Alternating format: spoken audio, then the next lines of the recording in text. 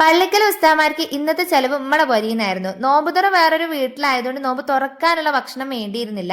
തറാവി കഴിഞ്ഞിട്ടുള്ള കഞ്ഞിയും രാവിലത്തേക്കുള്ള അത്താഴത്തിനുള്ള ഭക്ഷണമാണ് റെഡിയാക്കേണ്ടി വന്നിരുന്നത്. നല്ല ചൂടുള്ള ചോറ് കാസറോളിലാക്കിയിട്ടുണ്ട്. ബീഫ് പിന്നെ നല്ലോണം അങ്ങോട്ട് വരട്ടി.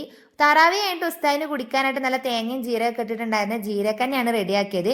കഞ്ഞിയുടെ കൂടെ കൂട്ടാനും ചോറിന് കൂട്ടാനായിട്ട് കുറച്ച് അധികം ക്യാബേജ് തോരനും റെഡിയാക്കി വെക്കുന്നുണ്ട്. സാധാരണ നമുക്ക് ഫുഡ് കൊണ്ടുപോകാനുള്ള പാത്രം പള്ളിയിൽ നിന്ന് തന്നെ കിട്ടും. പിന്നെ നമ്മളെ വീട് കുറച്ച് ദൂരെ ആയതുകൊണ്ടും പോയി എടുത്തു വരാനുള്ള ബുദ്ധിമുട്ടുകൊണ്ടും വീട്ടിലുള്ള പാത്രങ്ങളിൽ അഡ്ജസ്റ്റ് ചെയ്തിട്ടാട്ടോ ഭക്ഷണമാക്കി കൊടുത്തിട്ടുണ്ടായിരുന്നത്. പിന്നെ നമ്മൾ നല്ല മുരിങ്ങയുടെ കറിയൊക്കെ ആക്കിയിട്ടുണ്ടായിരുന്നു. കുറച്ച് പപ്പടവും കൂടി സെറ്റാക്കി എല്ലാം നമ്മളിതാ ഒരു സഞ്ചിയിൽ റെഡി ആക്കി വെച്ചിട്ടുണ്ട്. ഇന്ന് ബദരീങ്ങളാണ്ടായതുകൊണ്ട് ഇന്നത്തേക്കുള്ള ഫുഡ് പള്ളിയിൽ നിന്നായിരുന്നു കിട്ടിയിട്ടുണ്ടായിരുന്നത്. നല്ല പത്തിരിയും അതുപോലെ കറിയും ഉണ്ടായിരുന്നു. പള്ളിക്ക് നിന്ന് കിട്ടുന്ന കറിക്ക് പ്രത്യേക ഒരു ടേസ്റ്റ് ഉള്ളത് കൊണ്ട് തന്നെ പാത്രം വേഗം കാലിയായിട്ടുണ്ട്. പിന്നെ അനിയൻ തറാവി നിസ്കരിക്കാൻ പോകുമ്പോൾ ഫുഡൊക്കെ കൊണ്ടുപോയി.